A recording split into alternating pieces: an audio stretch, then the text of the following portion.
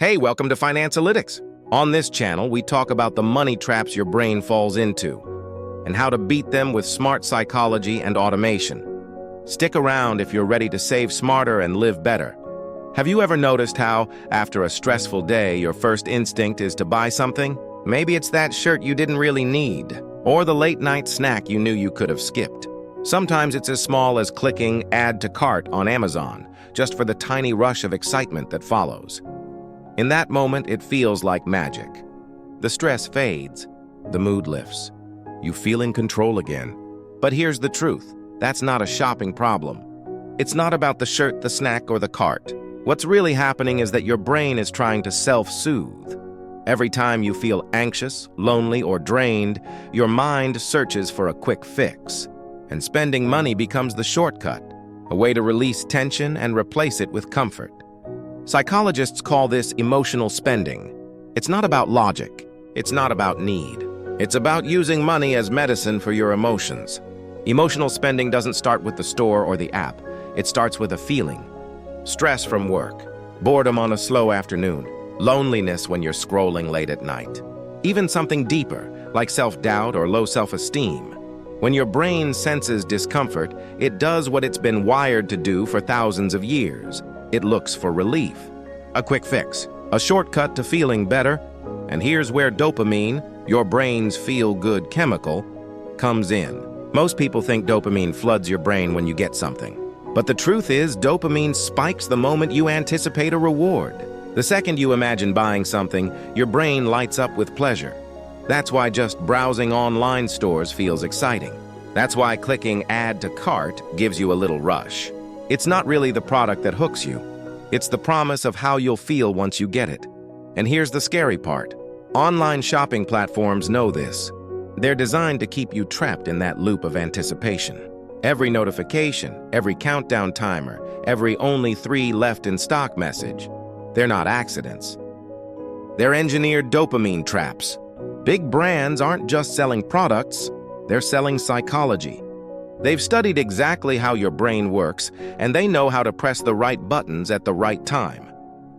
Take limited time offers.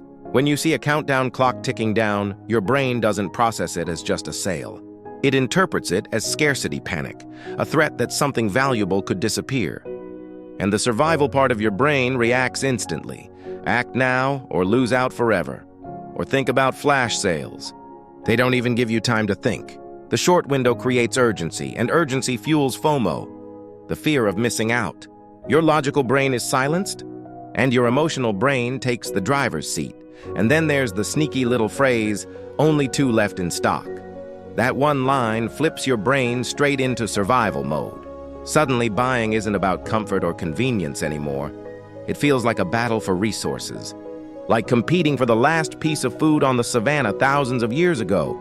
The truth is, most of the time, you're not buying because you need the item. You're buying because your brain is wired to avoid loss. It's not a weakness, and it's not a lack of willpower. It's clever, intentional psychology.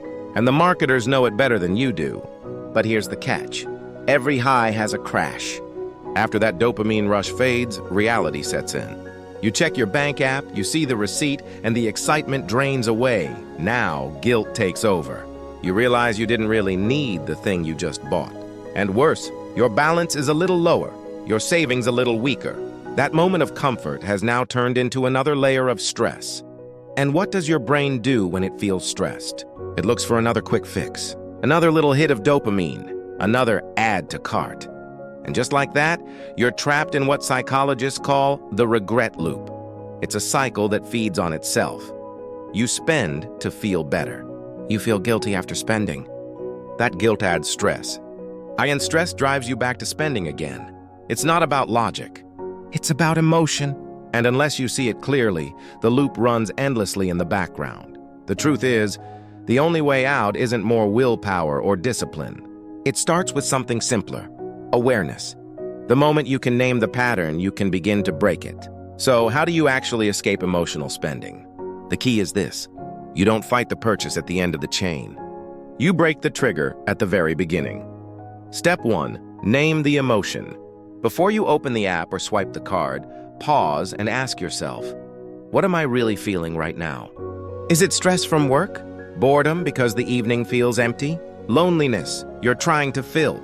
Or maybe it's low self-worth, a whisper that says, buying this will make me feel better about myself.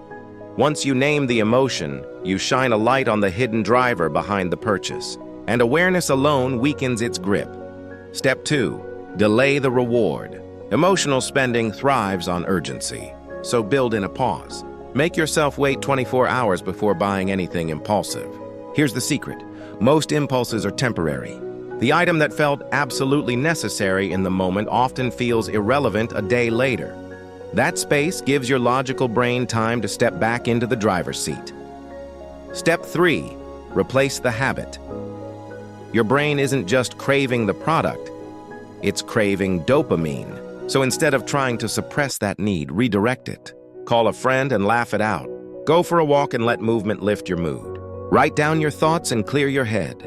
These actions may seem small, but they give your brain the same reward cycle, without the financial hangover. The real goal here isn't to stop spending completely. Money is meant to be spent, enjoyed, and invested in experiences and growth.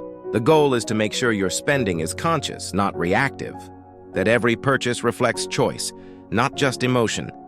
Emotional spending isn't proof that you're bad with money. It's proof that your brain is simply doing its job, protecting you, soothing you, trying to keep you balanced. The problem is it's overusing the wrong tool. But here's the empowering part. Once you understand your triggers, the power shifts. You're no longer reacting blindly. You're responding with awareness. You control the emotion instead of letting it control your wallet. And that's where true financial mastery begins. Not just with numbers and budgets, but with psychology. Because when you master your mind, you master your money. Subscribe to Financalytics for more psychology-based finance lessons and start building wealth from the inside out.